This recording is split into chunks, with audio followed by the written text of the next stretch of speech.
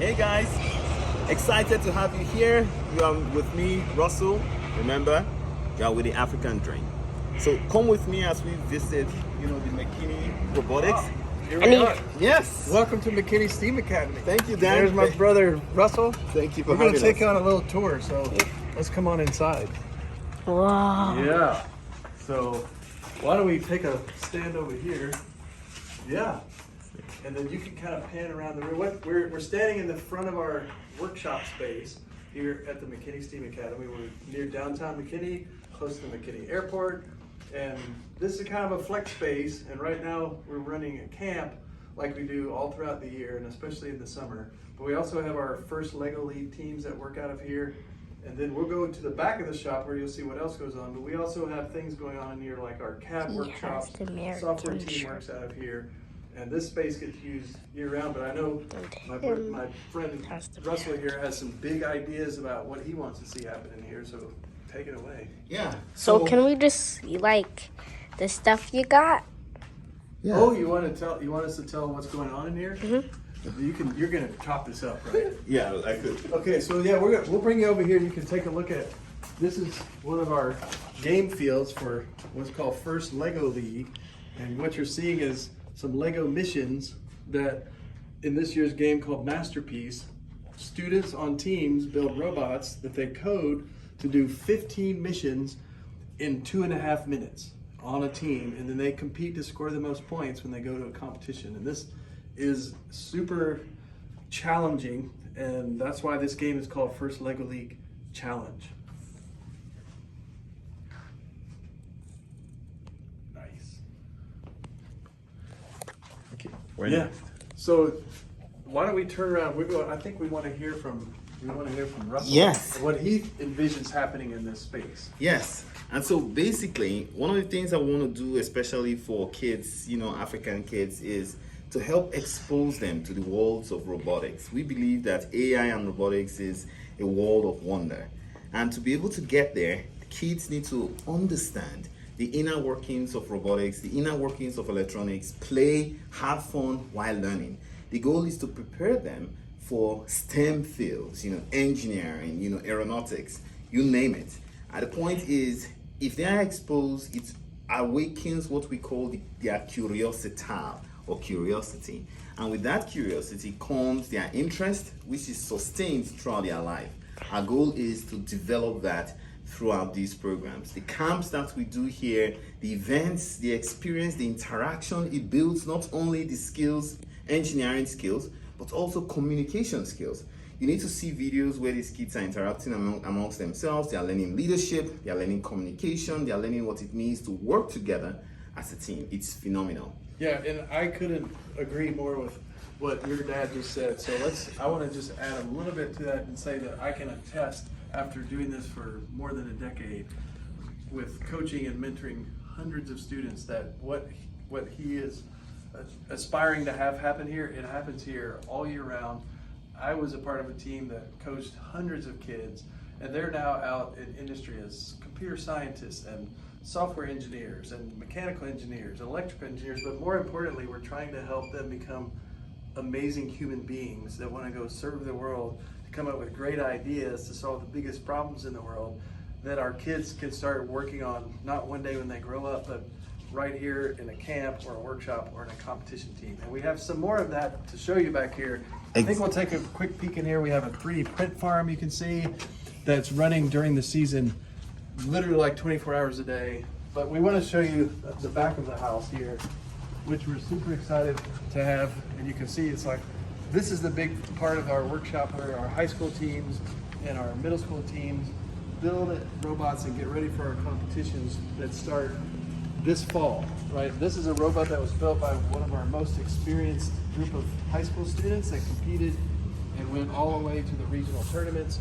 And what you're looking at is a robot that was designed, CAD modeled, custom cut on CNC machines, 3D printed with models that were designed by students and put together, assembled, coded by students with some mentor support, but built to play a game on a 12 by 12 field, a 2 by 2 competition. And I'll just show it to you real quick. The goal of this robot was to pick up these little pixels because the theme of the game this year was art. Like, how does STEM support the art? So the goal was to build a robot that could paint with these pixels, pick them up off the ground, and go put them on a blackboard and make patterns out of them.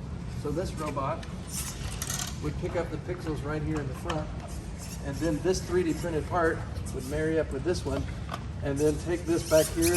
This linear slide would be activated to go, and then it would drop it onto the backboard. And again, all of this was put together by students. It's driven by an operator and a student driver with a coach that has to come, build a collaborative plan with their teammates so they can go score as many points as possible in 2.5 minutes. And the same thing happens over here on this high school field. Right? You can see these much bigger robots. Just think basketball-sized court.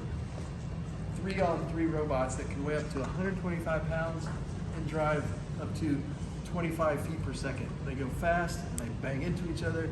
But their goal is to pick up, this year was to pick up these orange donuts and shoot them into that speaker, that wood instructor over there, or this amp over here. So this square hole in the back of this wood instructor.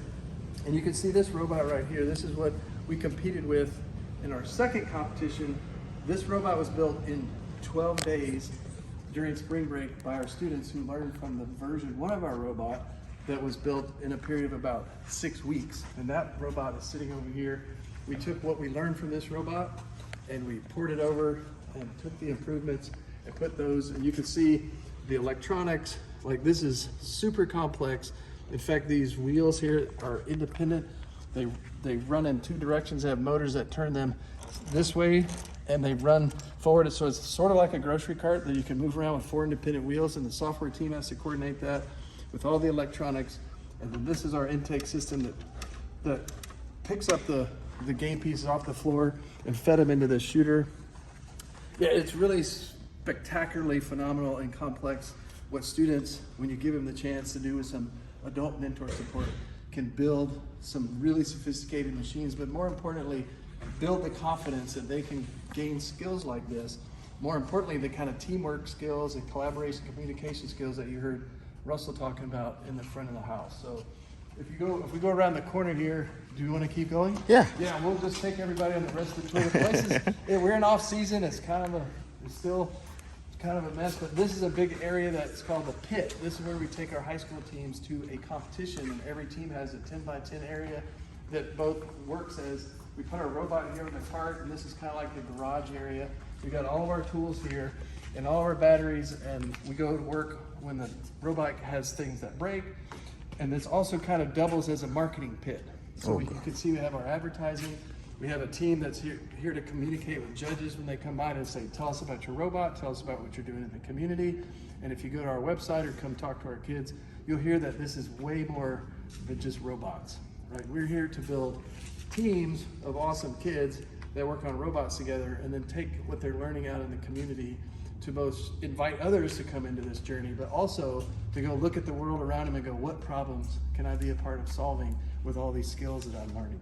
And we want to see guys like this guy right here come be the next awesome creator and idea generator that goes and helps solve problems all over the world, all over Africa, all over right here in North Texas. So amazing. If you're listening to this, we'd love for you to come up and visit, come for a tour. We're going to start, thanks to Russell, we're going to start hosting some regular gatherings. We'll have some food. You'll be able to come up here and see this place in person. So come join us sometime at the McKinney STEAM Academy. Exactly. Walter, what do you think? Yeah, you need to get a word in. And we have other stuff right here. This is the laser. And some right in like those spots, you see that part right there? Yeah. That's where the laser goes, so to cut things. Yeah, amazing. if you see what's on top, put the lid down, you can see what we cut out of wood here. We cut some stuff for our end of the year party that was our logo, and so everything is going on here. We got welding equipment, we have powder coating ovens, we have 2 CNC routers over here. Like, Latrell, why don't you come over here? Because I know I told you a little bit about how this works, but why don't you tell our friends what goes on this thing? Something that goes on this thing, it's metal, and they use it we use the tape because when that thing uses to make all this metal, we need tape so I can like go anywhere. We also use the tape to stick it here stick it right here. And we have lots of Yeah, what you can see is what happens on the top of this machine. Latrell, it's called a CNC machine. It's just a fancy way of saying the computer controls the software to tell it to cut out parts that we go put on the robot. Amazing. So this thing is running full time. Our high school season starts in January. And what's fun is that students are not just cutting custom parts, but they're making them look really cool. And that's why we paint them in the powder coater over there. And we kind of put our branding on it. We put our sponsors. And so, hey, by the way, if you know any sponsors out there that might want to come be a part of what we're doing, we're always looking for people who want to join us on this mission. So, Latrell, what are you thinking, man? Like, what do you like about this so far? I like about the stuff you made, but what about these things? Are those like things to cover your face when like building stuff and like? So those are like specifically for when you do welding. Okay, so you see these are welding benches, and this is where you will plug in the electricity basically, so that you can take two pieces of metal and fuse them together with a welding process. And in order to do that, you got to wear a special mask so they won't hurt your eyes when it happens. Yeah. So would you like to learn how to do some welding? Yeah, put it on. It's pretty cool. Yes. There you go. Nice. Exactly. Okay, beautiful. So, do you mind holding the camera for a second? I got you. Yeah. And you're gonna chop all this up, right? Yes, I will. So, ladies and gentlemen, thank you very much for being here. As you could see, this is the McKinney's Robotics Center, and we are excited to have you here. We are going to be doing a lot of great and interesting things here. We'd like you to come, be a part of the experience, let your kids be a part of this experience, and we're looking forward to seeing you as soon as possible. Thank you.